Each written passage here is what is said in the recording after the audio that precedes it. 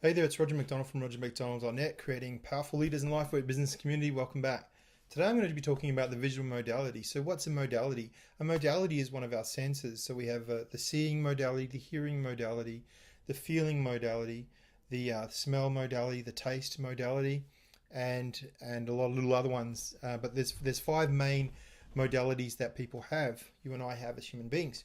So the visual modality is really interesting. So if I asked you to picture an apple, you're going to picture an apple, aren't you? What if I say it's a big, juicy green apple, that's pulled fresh from the chiller and it's like crispy green apple? What are you thinking of right now that I'm saying those things? I bet you're thinking about a big, juicy green apple. What if I said, don't think about grapes? I don't want you to think about those purple grapes. Don't think about them. What are you thinking about?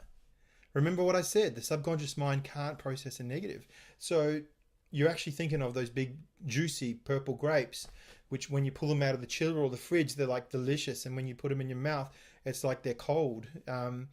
Big, juicy grapes. So that, as an NLP practitioner, I use a lot of work with modalities in terms of going back into the past and changing past events, working with your subconscious mind in terms of overcoming past trauma experiences and stuff like that, and really bringing you that sense of wholeness and feeling that you can really go off and start from a blank slate and go and accomplish everything in life rather than feeling like you're self-sabotaging all the time. So that's the powerful of the visual modality. And when you use the visual modality, you're generally looking upwards. So up here, so it's like here and here is where we use the visual modality.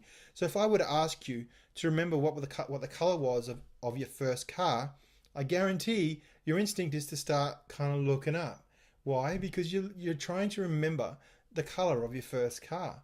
I remember I used to own a Kingswood. Kingswood, yeah, I know if you know Kingswood, classic. And it was maroon. As I think about this maroon kind of Kingswood, and that was my first car. So I want you to think about what the front of your first school looked like. Yeah, what's the natural instinct? Is your eyes actually start moving upwards because they're trying to recall, what did the front of my first school? So I'm looking at my first school, St. John's Primary School in Geraldton. That's how I remember my first school with the visual modality.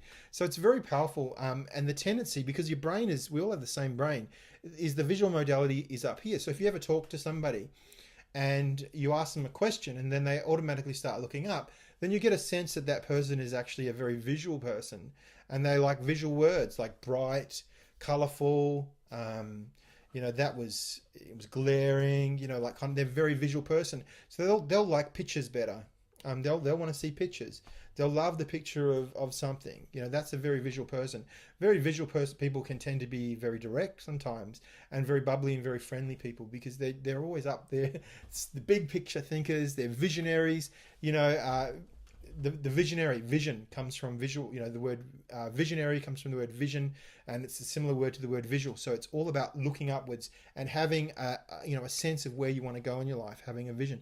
It says in the Bible, without a vision the people perish. Yeah. So if you're so stuck down here and looking down the moment, you're neglecting the big picture and where you're going to be in the long term in terms of your goals and all that kind of stuff. So your vision. So that visual modality is very powerful. Now I want to do a little exercise with you. I want you to think of, who here likes chocolate? Yeah, you like chocolate? I used to, but I've changed it now. So imagine you like chocolate, and maybe you eat too much chocolate and you want to reduce the amount of chocolate you eat. So I want you to imagine a big bar of chocolate. Okay, so I'm looking up and imagining this big bar of chocolate. Yeah. Now, if I want to make you really like the picture of chocolate, I'm going to grab that piece of chocolate. I'm going to make it really big. Now it's going to be a bar of chocolate that's like just come out of the fridge. It's cold. It's delicious. And your level of desire for that chocolate is starting to increase. So now I want you to do is I want you to get that bar of chocolate and I want you to make it black. I want you to black the whole picture so you can't really see it. Okay. Oh, that's interesting. I'm not really seeing that bar of chocolate. So it's shutting down those feelings in you. So that's the power of just playing around with your modalities. Now I want you to actually get I want you to actually get a maggot, and I want you to place it on top of that bar of chocolate. Yeah, or maybe some dog's hairs. I'm going to put on top of that. Picture the bar of chocolate with dog's hairs and a maggot on it. Like, ooh, I don't really like the look of that. It sort of messes with your feelings, doesn't it? So that's the power of playing around with visual modalities. If you're a leader, That's how you can, great oratorical speeches by presidents, Martin Luther King, US presidents, even some Australian prime ministers. They use a lot of visual language, which because it creates, people are able to see a vision, and that really inspires people. So great leaders use visual language to communicate with people. This is Roger McDonald from rogermcdonald.net. I trust you've enjoyed this gift about this talk about the visual modality and how powerful it is and how you can take charge of it in your life. Have a fantastic day, and I'll talk to you again in the next video.